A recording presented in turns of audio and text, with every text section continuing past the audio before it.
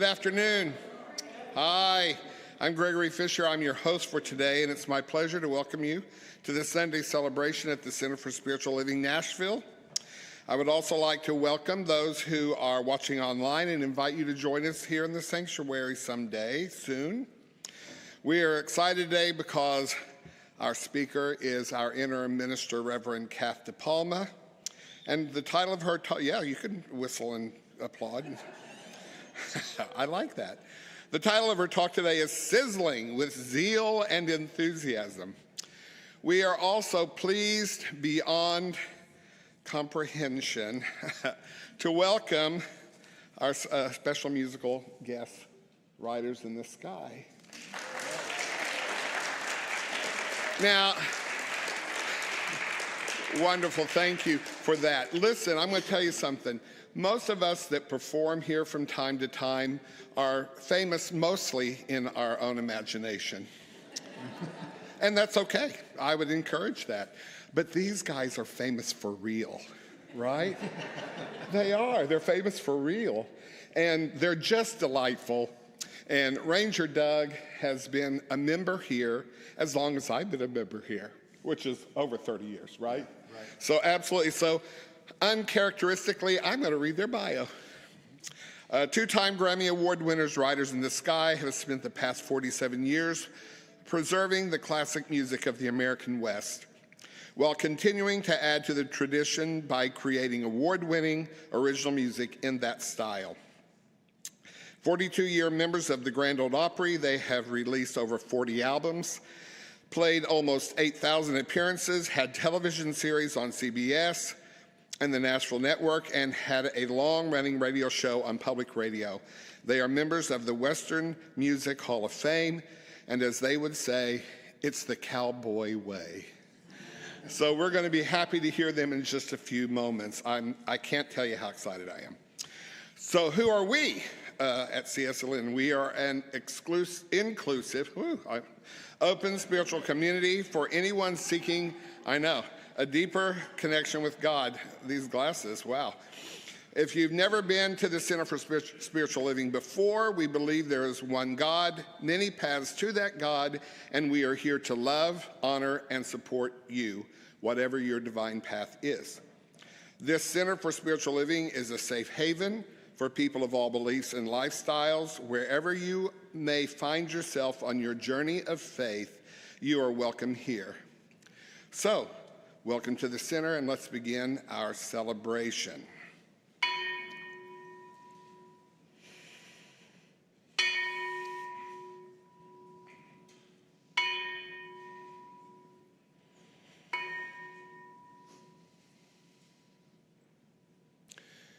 And I'm going to take just a moment to call us into our highest and best self. That part of us that is one with all that is, that part of us that is centered always when we awaken and attune to all that is possible. And so now as we open this service, let's know that God is here because we are here. We are grateful for everyone who will take part today in this amazing celebration. We know that all is whole, complete, and perfect, and in divine right order. I let this be so, and so it is.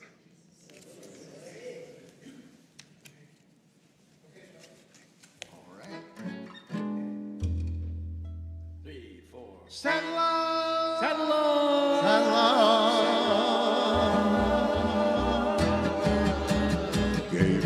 Trumpet blast the morn. Saddle up, you men, to the leather-born. Your graves will yield their sleeping prey. This is the dawning of the judgment day. Saddle on, saddle on, saddle on. The list is long, you'll hear the names of Billy the Kid. Yep, old Jesse James, Johnny Ringo, Curly Bill, Boom. They're all sleeping on some boot hill. Saddle on, saddle on, saddle on. Rise up, your faithful ponies wait. Saddle up and ride to the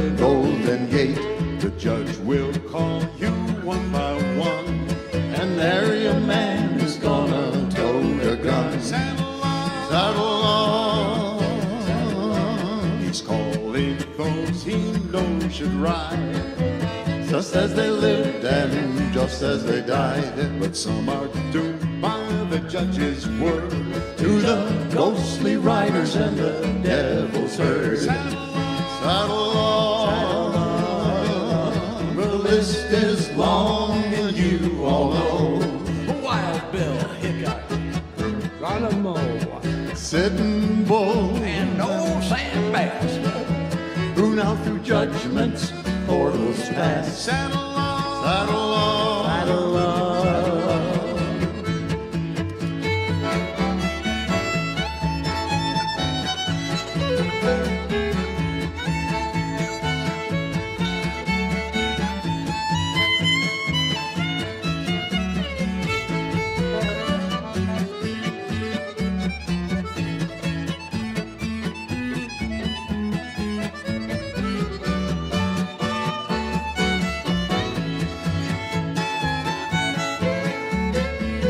Saddle on, saddle on, saddle on, saddle on. So hear that trumpet, lose your fears.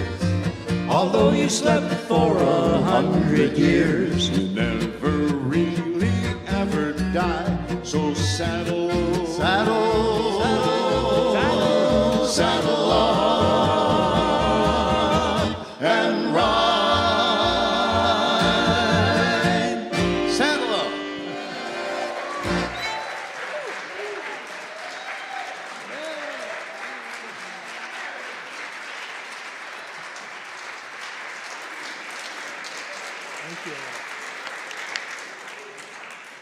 Wow.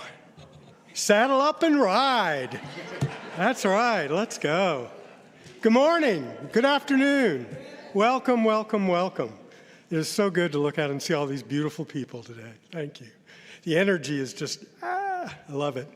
My name is David Arnholter, and I'm a member of the Board of Trustees here and also a practitioner. And I will be your practitioner reader today.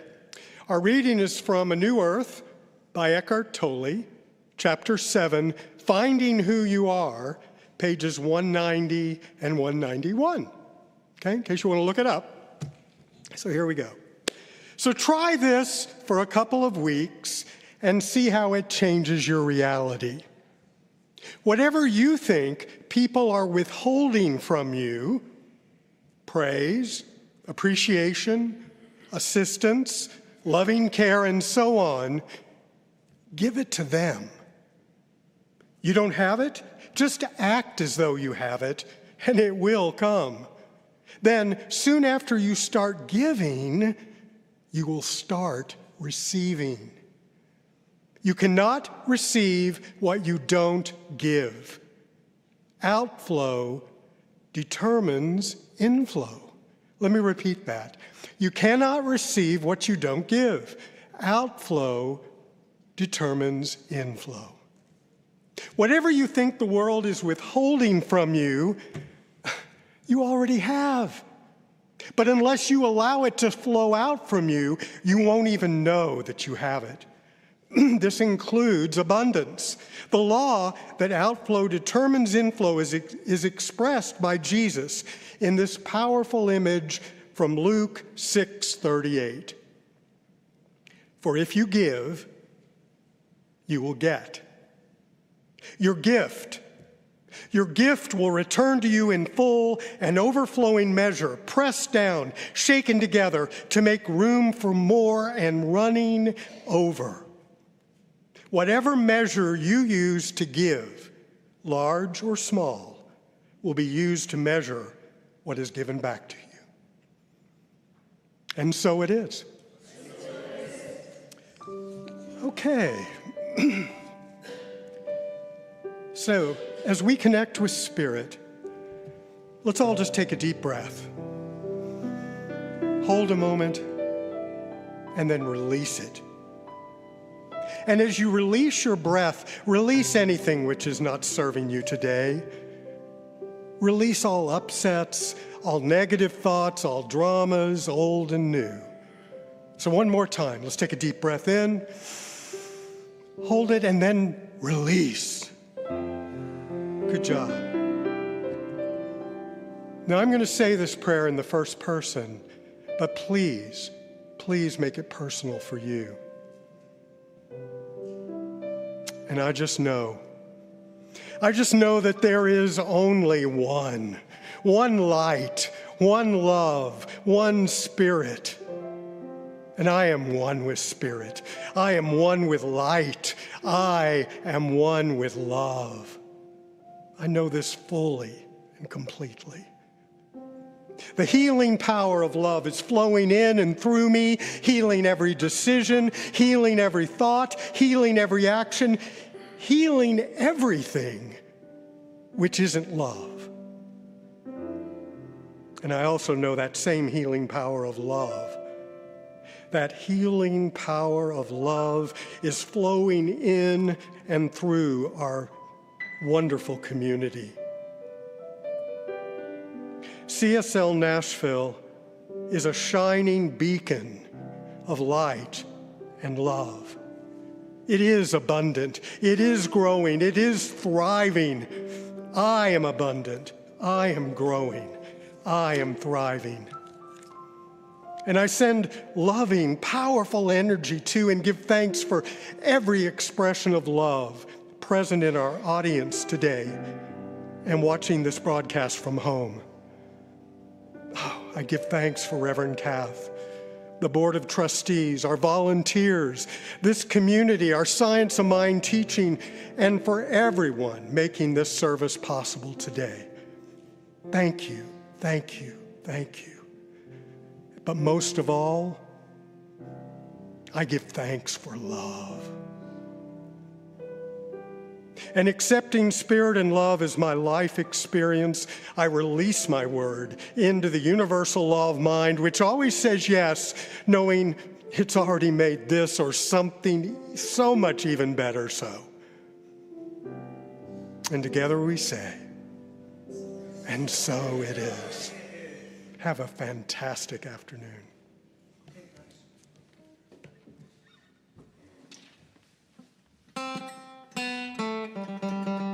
Wrong one. Sorry. He walks with the wild and the lonely. E flat if you're playing at home.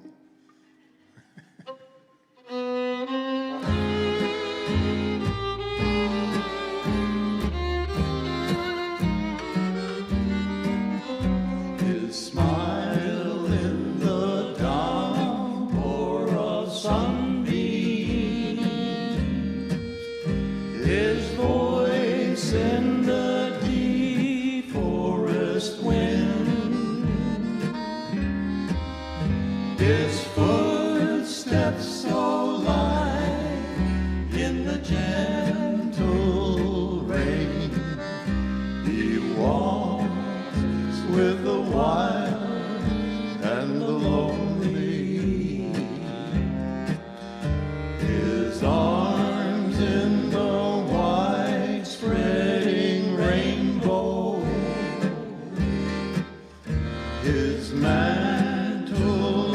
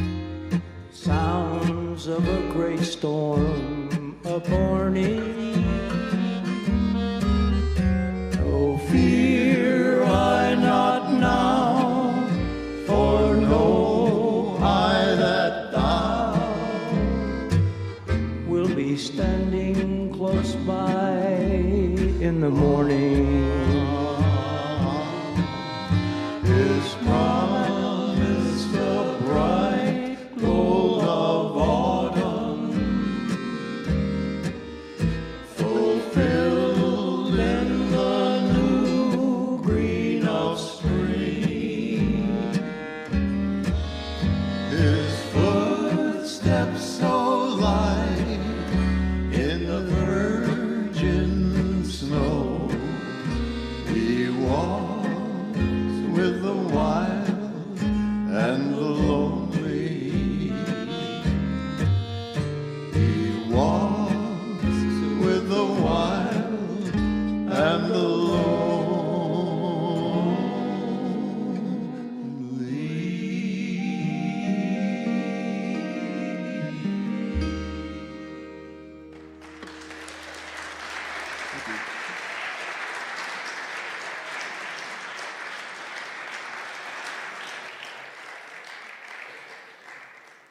What a treat, huh? Wow. Well, good afternoon, beloveds. It's great to be here with all of you. I almost said good morning. I'm still in that mode myself. It really is a joy and a privilege to be here with all of you. So, we have the winter solstice almost upon us. And some of you know that in May, my husband and I moved to British Columbia, and I just can't believe that I am closing the shades at 4:15 because it's dark out. So this is the darkest, we're approaching the darkest part of the year and the shortest daylight. And this means also less distractions from the outside, more quiet time, more time to go within. And throughout the ages, you know, many cultures and traditions have celebrated this time as a time of rebirth and renewal and the beginning of our return to light on our journey around the sun. So what a great time to talk about oneness today and living the one life of spirit. So we think of ourselves generally as merely physical beings. And it's easy for us to think of ourselves as separate and alone, when nothing could be farther from the truth. Being one with spirit means that we are always immersed in its presence. There is nothing else. We are a part of the great web of life. What would it be like for us to really know that?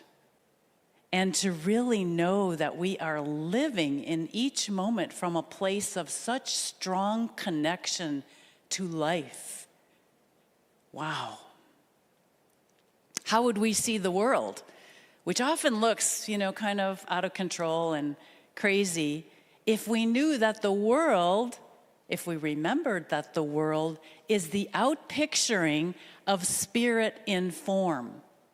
The outpicturing of spirit in form. That there's always something going on that is beyond our understanding, or something always going on behind the scenes. That spirit is operating as infinite intelligence and divine love throughout all, always available to us, no matter what, always. Unless we are seeing things from this deeper, richer place within ourselves, we can't see the ultimate reality that is here. We just can't see it from that place. It's like a fish in the ocean saying, "Where's the water?" Where's the water? That's what we're doing. We have been so conditioned to think that reality is only what we can see. And if that is what we believe, then of course we are going to see ourselves as isolated beings going through life on our own, because our connection and oneness with and as spirit is not in the equation. It's just not a part of things. But if we see and remember and feel all the love that is here for us all the time, then we feel that connection to something larger than we know ourselves to be. And living from that place changes everything. It's hard to believe that no matter what, there is more to life than there appears to be. We think we know, but there is so much more going on. our ability to see our connection and being a part, to see ourselves as being a part of that great web of life are the doors of perception for us, allowing us to see the world and those around us as one. And that changes everything we do. It changes the way we do things. And that perception requires a different orientation altogether from the way most of us have been brought up. Am I right? The shift changes how we relate to one another, doesn't it? If we're all one and we're all living the one life, it changes how we relate to one another. So about a year ago, I was visiting my daughter and her family for my twin granddaughter's 7th birthday. That was last year. And you know what? They are just so fun to be around. It is just intoxicating to be around all of that energy and that love and that excitement for life. Oh my gosh. Well, it was even more fun this year when I went. When they turned 8, they got me up on roller skates, which, you know, it had been about 25, 30 years since roller blades were a thing. But it was fun. On the other hand, it was really harder to be with their father. Earlier that day, I found myself in judgment of him when I heard him coming down on his son, his 11-year-old son. And after dinner that night, I found myself witness to a conversation between father and son after the girls left the room. We were all still sitting at the table. And the father opened up and shared a difficult time that he had with his own father, where he was severely abused for standing up for himself, which, you know, teenagers, that's when you do that, and that's what you're supposed to do. That's a part of life. But he was severely abused for doing that and for talking back, which eventually led to him leaving the house at an early age. Now, in our 8 years together, I had never heard this part of his story. And that night, it explained some things to me. And as I listened, my heart opened. And I felt more love and compassion for them both, for the difficult path that they were on. And I knew that Spirit, in that moment, I knew that Spirit was doing its beautiful work, opening us all up.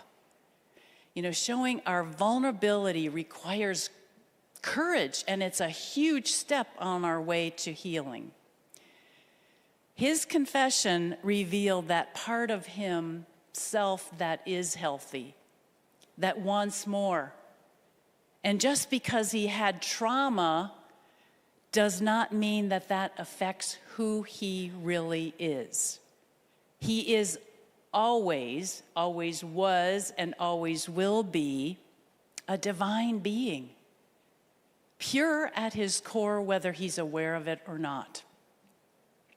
He may be operating from the reality of his physical self as if he was a victim, carrying that story for most of his life. That is all he has to work with, given his current state of development. That's all he has to work with. So even so, his spirit is not diminished by anything that has ever happened to him. Our spirit is never diminished by anything that has happened to us, no matter how horrendous it has been. Never. It remains pure and clear and solid and good. So I felt very privileged and honored to be a part of that conversation and for him sharing such an intimate part of himself with me. Like I said, I only see him a couple times a year, so I don't really know him that well. And I acknowledge them both for their courage to have a difficult-to-have conversation. Each generation is trying to do it better, trying to do it different and better. So all there is really light and love. Someone said it earlier, within us, shining through to the degree that we clean up some of our shadows. Those unhealthy beliefs we bought into as we went through our life experiences, those things that maybe trigger us and cause us to respond in ways that we regret. That night reminded me of how much the human race as a whole lives with. How much we live with. Infinite resources reside within us, but we have to know they are there before we can take advantage of them. And people are at all different places with their spiritual and personal maturity. So to help us understand others better, I like how Richard Rohr, a Franciscan priest and author of the Universal Christ, explains that there are 4 worldviews when it comes to spirituality. Yes, yet another model. The first one is the material worldview. What we see is the ultimate real world. This is it. This is as good as it gets. The second one is a spiritual worldview. We recognize that there is spirit, consciousness, an invisible world behind all forms. The third is a priestly worldview, and it assumes that there are 2 separate worlds needing to be put back together. And the fourth is an incarnational worldview, which understands and sees matter and spirit have always been one. They've always been one. It's the union of the divine and the human. We are the embodiment of spirit in form. We are incarnations of the one. In other words, oneness, right? And we ultimately want to be there in that incarnational worldview where we really start getting it that we are one. We are spirit incarnated. So all of these worldviews are operating at all times around us and within us. Sometimes we go flip back and forth. And there's nothing wrong with the other worldviews. It just happens to explain why people are at different places, why they have different points of view, why they have an inability to maybe understand another's point of view. And all of this kind of furthers the case, it furthers the case for that us and them, because we just can't understand each other. It's just something that we have to work with all the time, and we have to understand that that's how it is, and still love each other in the middle of it all. So all the fighting and division about religion throughout history that still exists today is really a substitution for the longing, the real longing that we have within ourselves for an in-depth relationship with God or the infinite. That's what we all crave. That's what we all share. That is at the heart of everything. You know, it's the fighting and the division is caused by the frustration we feel from this unmet need that runs so deep. That is the very basic thing that we must have. And we came here for more. And it takes time and practice, doesn't it, to get to the point of seeing spirit in everything and everyone. You know, can we see our oneness with the beggar on the street, or the politician, or our families, maybe even ourselves? You know, then we can begin to make a difference with how we be with each other in the world. So imagine Spirit, life having so much love and wisdom to impart and give all of its creations. There's just so much wanting to come through, waiting for them to get up to speed, so to speak, with their own selves. Just imagine that.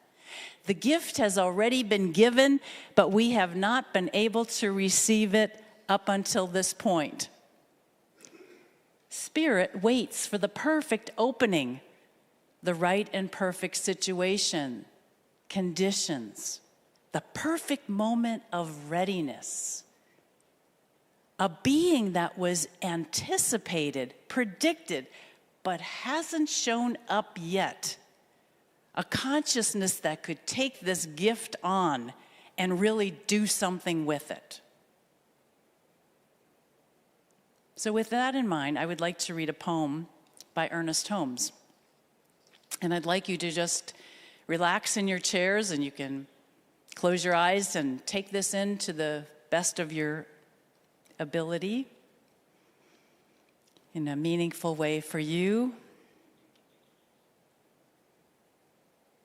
And it goes, asleep in the heart of cosmic love, unborn, universal, potential, the Christ child lay, and the great mother soul brooding over her unborn child conceived it in the stillness of her own universal nature, imparting to it her own being. Born into time and experience, unnoticed, unseen, yet alive and aware, the Christ child incarnated in human form, taking the likeness of men and women, yet giving no sign of its presence, waiting with utmost patience and love, the revelation that should disclose itself and proclaim the reign of peace. Many ages passed and vanished in the long yesterdays of time, and yet, and still, the Christ child waited. Nations appeared and disappeared, and still the seed of perfection unrevealed. But the universal wholeness cannot be forever subjected, nor cosmic love be kept from human form. That which was given must be revealed. The seed of perfection must burst. The shoots of heavenly planting must break the cords that bind, fanning the human into a blaze divine. And so the long-appointed day arrived when you were born, when we were born. A voice from out of the stillness spoke, "This is my beloved." Let the earth be still in their presence. Let the beasts of the field and the birds of the air and all living creatures be still. Let the hosts of heaven sing praises, and let the deep cry unto the deep. And then spoke the child, you, me. I am come to bring peace.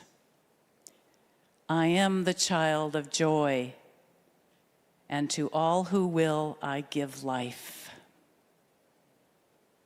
I am formed of happiness.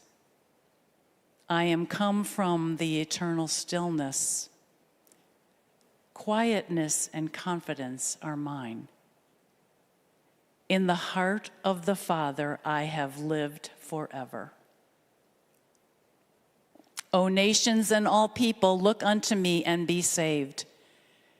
Behold my face, shining as the sun, and my feet shod with righteousness. In my left hand are riches and honor, and in my right, peace forevermore. All that I am, all that I have, I give.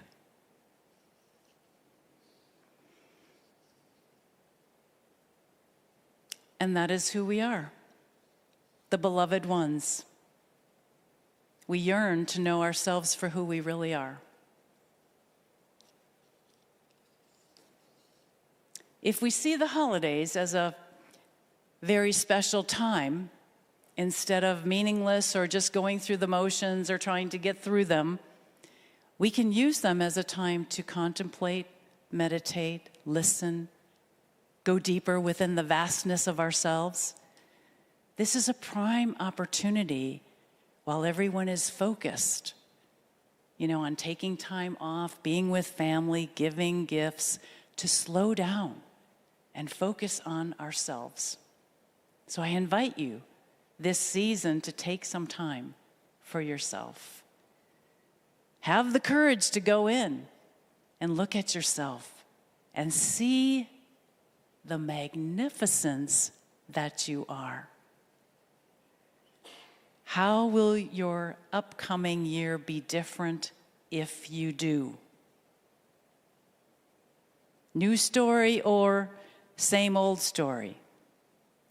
How will the new year, the upcoming year, be different if we all do this? New story can begin. Remember, there is that within you that is pure, invincible, untainted spirit. That you have more power, we have more power over situations and conditions than we think we have, and we have more support than we could ever possibly need or want.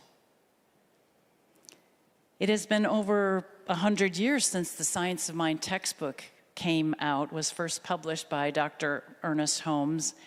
And at that time he wrote, "Never before was there such an inquiry into the hidden meaning of things. Never such a searching after God and reality." That statement is true now more than ever, isn't it? It's true more now than ever. We see it everywhere, this unmet need that cannot be satisfied until we make the great discovery for ourselves that spirit is not some outside entity. Rather, it is the indwelling presence within us. We are the ones. You are all beautiful expressions of the one that wants to express itself in new and wondrous, relevant ways.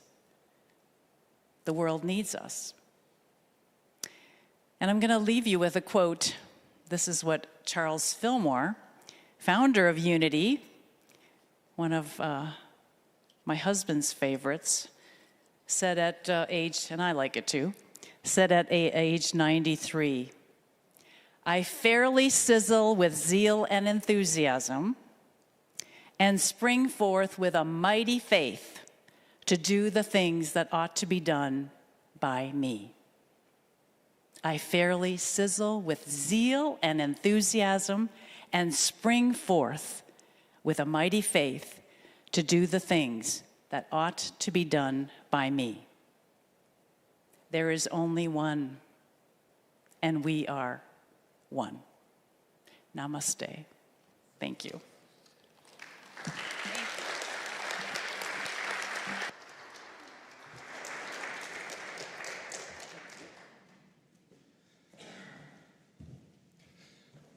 Thank you. Now it's time to give back to that which serves us. If something has touched you today, there are many ways you can share the love with us, and we are grateful for your offering. I'd like to ask our ushers to come forward now, and I'd like to thank them, Cynthia Crook and Gary Hoffman, for volunteering. We also have a few other ways we can accept your gift. You can use a credit card in our bookstore, or you can find a document with a QR code at the desk in the lobby. For our online viewers, please contribute using the link in the description below, or mail your check to our P.O. Box, which is on our website. Now say with me, here it comes. There you go.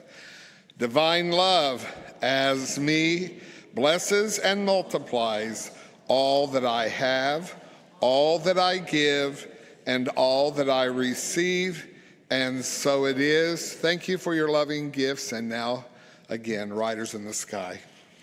Well, when Mark Horowitz first asked us to do this, he insisted we close with this song.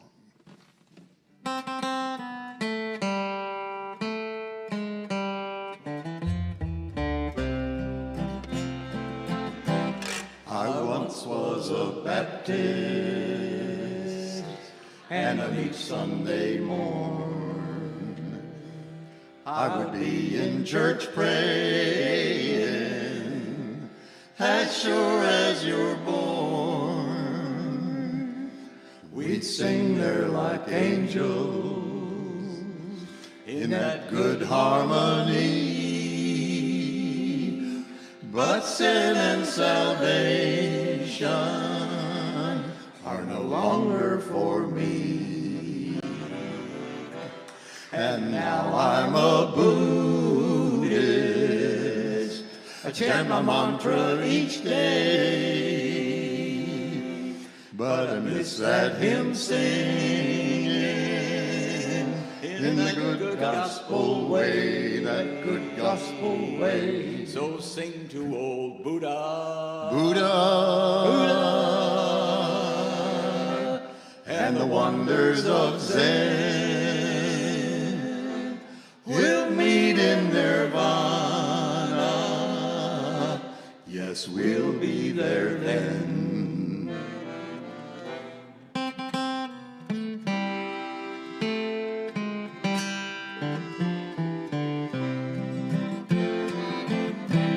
My old friends don't like me since I shaved my head, and they all talk about me as if I were dead. But my good old Zen buddies, they think I'm okay,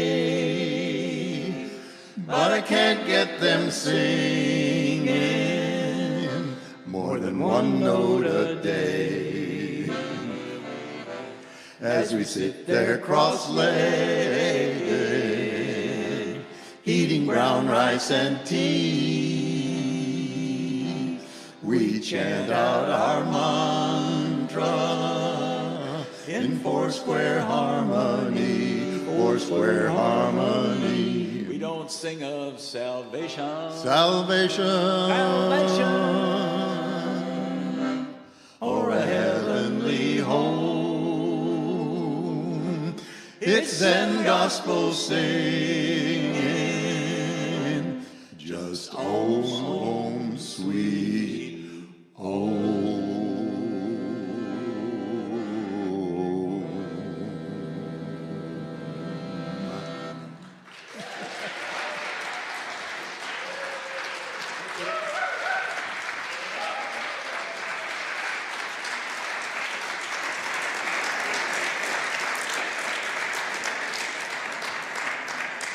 Okay, a big thank you for our guest speaker, Reverend CATH DEPALMA, and of course to Riders in the Sky, and to Larry. Where are you, Larry? There he is. Okay, we have just a few brief announcements, so I'm going to race through these as fast as I can. Here we go. There will be a lighthearted, festive workshop focused on bonding as a community after the service today in the fellowship hall. That door. Join our community dialogue on Sunday, December 15th from 1:30 to 3, that's next Sunday, to discuss the possibilities of renewing our lease with Unity or seeking another location. Lunch will be served. There will be a joint Christmas Eve service with Unity on, December 24th at 5. Reverend Denise Yergin and Rosemary Cathcart will be our guest speakers for this special service. Caring Hearts team is seeking volunteers to reach out to help when members of our community have a health challenge, surgery, or hospitalization, or when they are celebrating something wonderful. They will be meeting on December 22nd. After the service, please contact Erica Leeds to volunteer to help with this wonderful outreach. Her email is in the newsletter.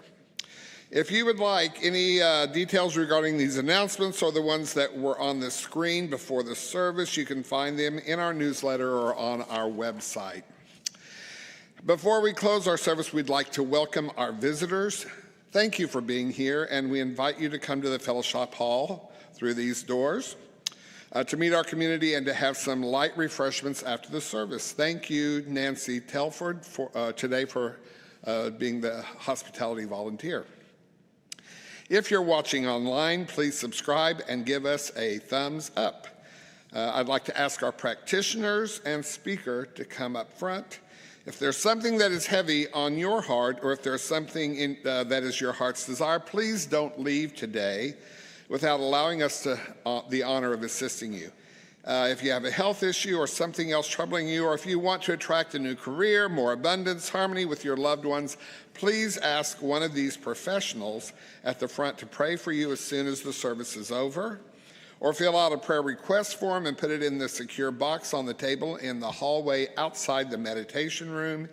If you're watching online, please go to the website under Practitioner tab and contact one of us directly. Okay? So having said all of that, let's do a little bit of a closing prayer treatment. So go with me to that place in you that is you. And know the truth that there is only one thing, and it is all that is. It is all that is whole, complete, and perfect, and it is me. It is me.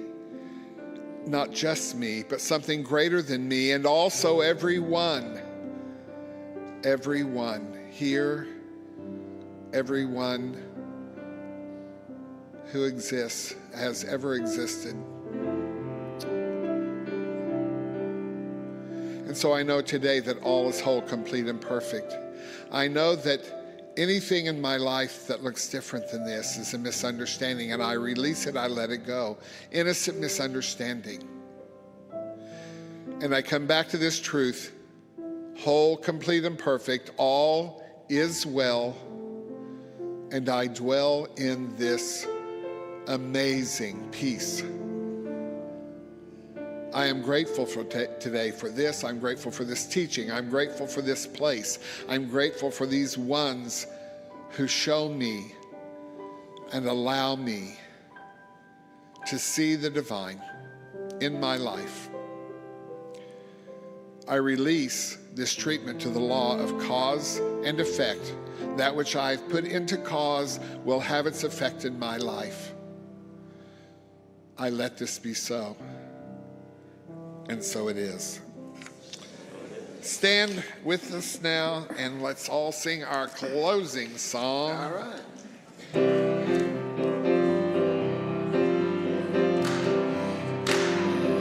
Here we go. Think of your fellow man, lend him a helping hand, put a little love in your heart. See, it's getting late, oh please don't hesitate, put a little love in your heart, and the world will be a better place, and the world will be a better place for you and me. You just wait and see. Take a good look around, and if you're looking down, put a little love in your heart. I hope that you decide kindness will be your guide. Put a little love in your heart, and the world will be a better place, and the world will be a better place for you and me. You just wait and see. Put a little love in your heart. Put a little love in your heart.